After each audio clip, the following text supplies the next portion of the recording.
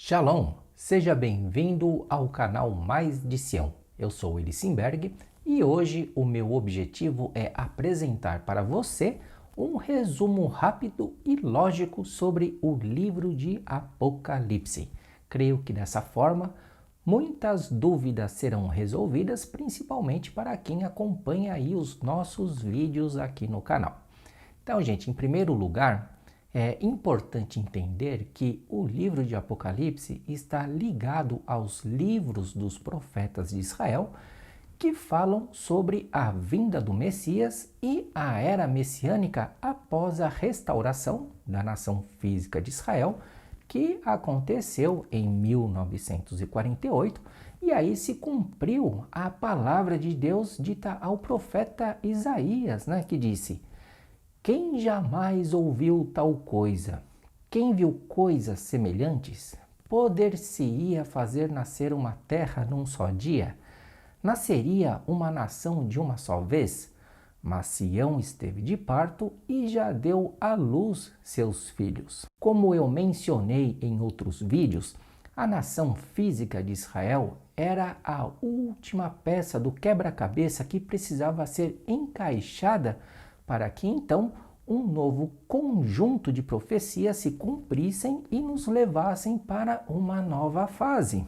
Se você quer realmente entender as palavras da profecia, é muito importante deixar de lado aqueles conceitos espiritualizados criados a partir da teologia da substituição que descontextualizou o contexto bíblico e espiritualizou inúmeros versículos com o objetivo de forçar o conceito equivocado de que Deus rejeitou a nação física de Israel e os judeus, porque nós judeus rejeitamos a Yeshua. Essa teologia, gente, é totalmente falaciosa, até porque o evangelho foi levado aos gentios através de quem?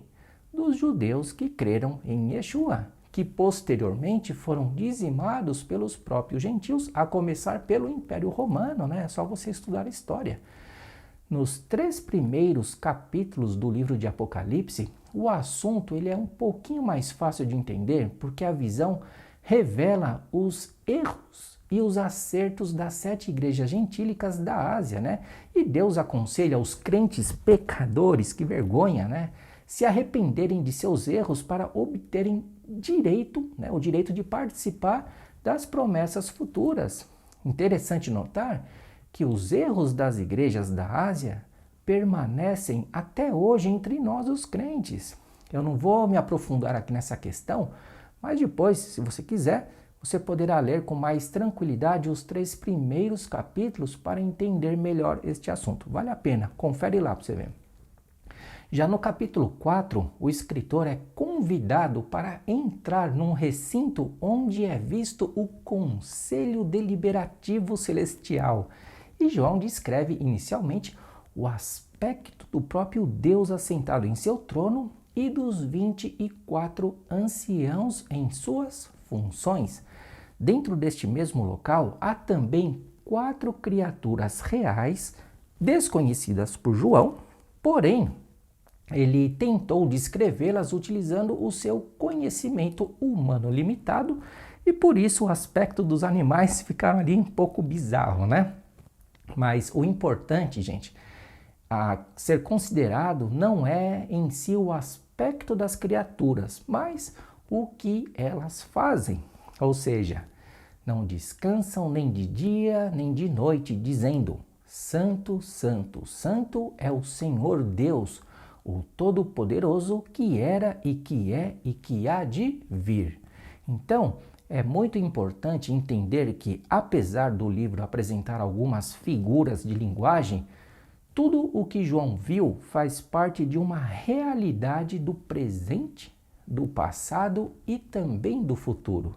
No capítulo 5, um dos conselheiros que faz parte dos 24 anciãos apresenta o diretor executivo. E quem que é o diretor executivo? O Messias, que virá executar o juízo de Deus, a justiça e implantará o reino messiânico milenar na terra, onde governará inicialmente as nações com vara de ferro, juntamente com quem? Com os salvos, né? Está escrito: e ao que vencer e guardar até o fim as minhas obras, eu lhes darei o poder sobre as nações e com vara de ferro as regerá. E cantavam um novo cântico, dizendo: digno és de tomar o livro e de abrir os seus selos, porque foste morto, e com o teu sangue nos compraste para Deus de toda a tribo e língua e povo e nação. E para o nosso Deus nos fizestes reis e sacerdotes, e reinaremos sobre a terra.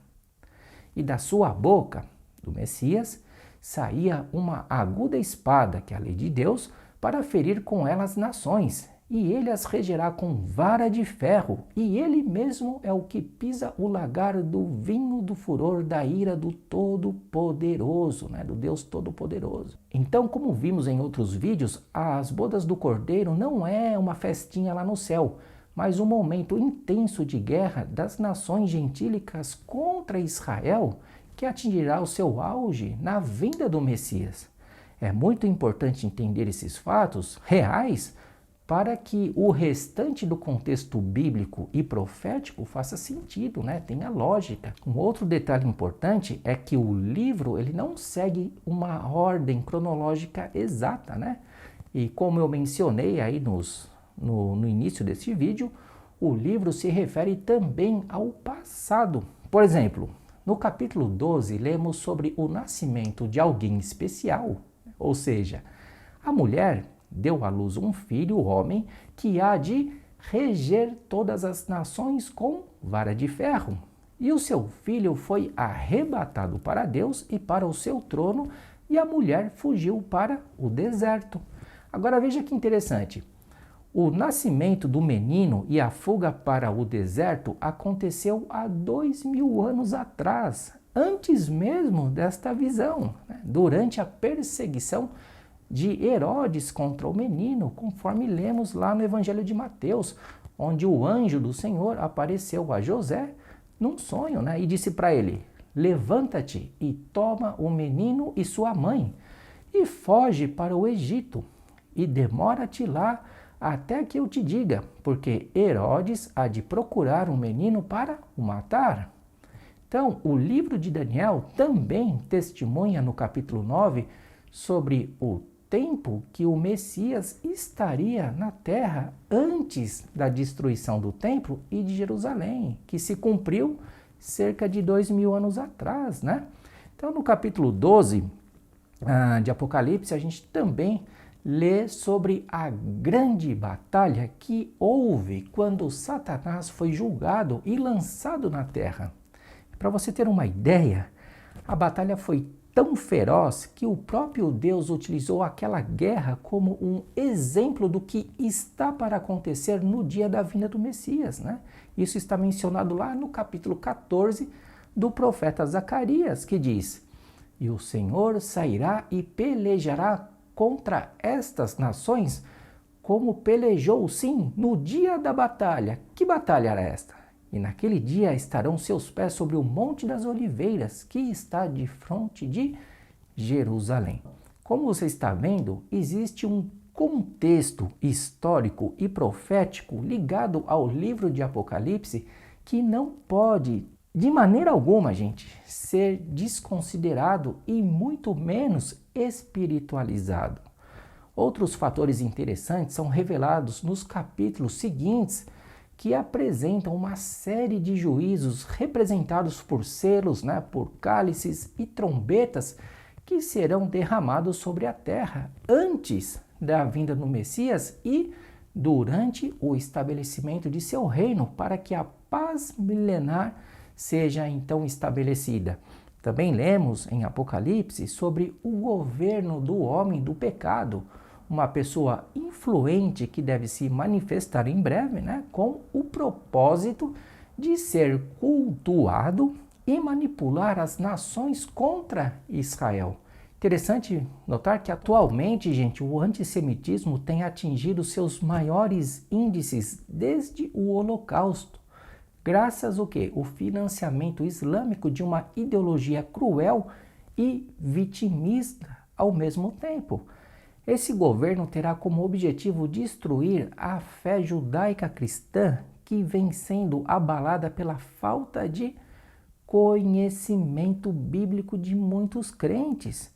Por isso que o Messias e os salvos terão que governar a terra inicialmente com o quê? Com vara de ferro. Para quê? Para que coloquem, né, a casa em dia. Então não é por menos que Apocalipse diz que uma grande parte da população mundial será extinta durante os juízos de Deus.